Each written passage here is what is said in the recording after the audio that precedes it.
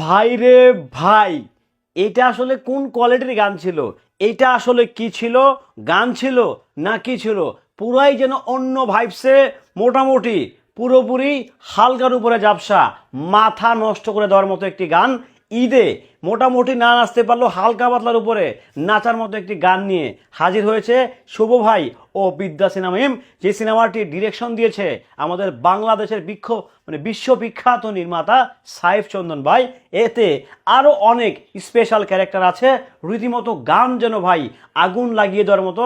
গানের যে লিরিক্স, গানের যে কথা, গানের যে সুর, গানের যে হুকস, সব মিলিয়ে এ থেকে Z top to button super লেভেলের, সুপার এক্সাইটিং।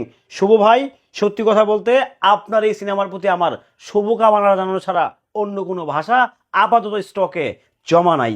হ্যালো এভরিওয়ান, আসসালামু আলাইকুম। শিমুল আছি আপনাদের সঙ্গে। বাংলাদেশে এই বছরের কিংবা এই কুরবানি ঈদে রাত পোহালে আর 2-3 দিন পরে ঈদ, আমি যদি ভুল না করি 3 দিন পরে ঈদ। আজকে মেবি হচ্ছে 26 তারিখ পরে গেছে, 25 তারিখ। সো 3 দিন পরে ঈদ। সো 3 দিন পরেই বাংলাদেশে কিন্তু অনেকগুলো সিনেমা মুক্তি পাচ্ছে, মেগাস্টার শাকিব খান সহ আরও অনেকগুলো সিনেমা মুক্তি দেওয়া হচ্ছে। তার ভিতরে কিন্তু মোটামুটি এগিয়ে আছে শুভ ভাইয়ের মালিক। কেন?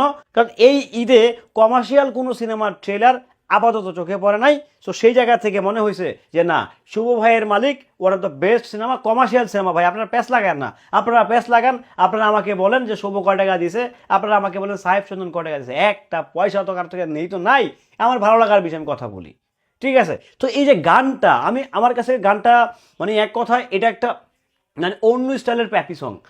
আমরা একঘেয়ামি গান, এই গান সেই গান শুনতে শুনতে একটু হয়ে গেছে। একটু শরীরটা গরম করার জন্য, শরীরটাকে ঝাঁকি দেওয়ার জন্য, শরীরটাকে মাথাটাকে একটু ডিঙিয়ে নেওয়ার জন্য কিন্তু এই গানটা যথেষ্ট।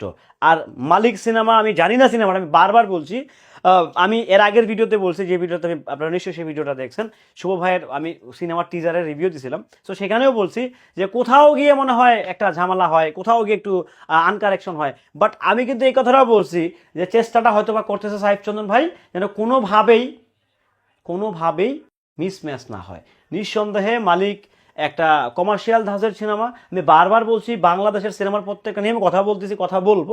সো নিঃসন্দেহে এটা আউটস্ট্যান্ডিং মানের কমার্শিয়াল সিনেমা, আউটস্ট্যান্ডিং ওয়ে একটি সিনেমা। আমার কাছে মনে হচ্ছে যে বাংলা সিনেমার কমার্শিয়াল যে ভাইবসটা আছে সেটা ডে বাই ডে ইমপ্রুভ হচ্ছে। ডে বাই ডে শুভ ভাই কিংবা আরও যারা আছেন তারা নিজেদেরকে ভাঙছেন, বারবার চেষ্টা করছেন, অ্যাপ্লাই করছেন। সো সেই জায়গা থেকে আমার কাছে মনে হচ্ছে যে না, শুভ ভাই উনি বেশ ভালোই নাচা গানা করলেন ওই গানটাতে।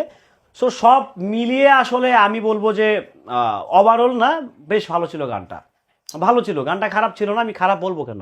খারাপকে খারাপ বলবো, ভালোকে ভালো বলবো, এটি যে বাস্তবতা। সিনেমা খারাপ হলে ডেফিনেটলি আমি খারাপই বলবো, আমি ভালো বলবো না। আমার থেকে ভালো কিছু আশা রাখেন না, ভালো হইলে আমি অবশ্যই ভালো বলবো। আর শুভ ভাই উনি সবসময় একটু অ্যাকশন জনরার সিনেমা করতে স্বাচ্ছন্দ্য বোধ করেন। Dhaka attack, mission extreme, black war, মোটামুটি সবগুলো সিনেমা অ্যাকশন জনরার। সো এটাও অ্যাকশন জনরার সিনেমা। সো আশা রাখছি যে উনি ওনার মালিক দিয়ে ভালো একটা ব্যবসা দিবেন, দুর্দান্ত ব্যবসা দিবেন, সেই আশা কিংবা সেই প্রত্যাশা রাখছি। সো ভালো থাকবেন সবাই, সুস্থ থাকবেন। আর মালিকের এই গানটা কেমন ছিল সেটা আপনারা নিঃসন্দেহে কমেন্ট করে জানিয়ে যেতে পারেন।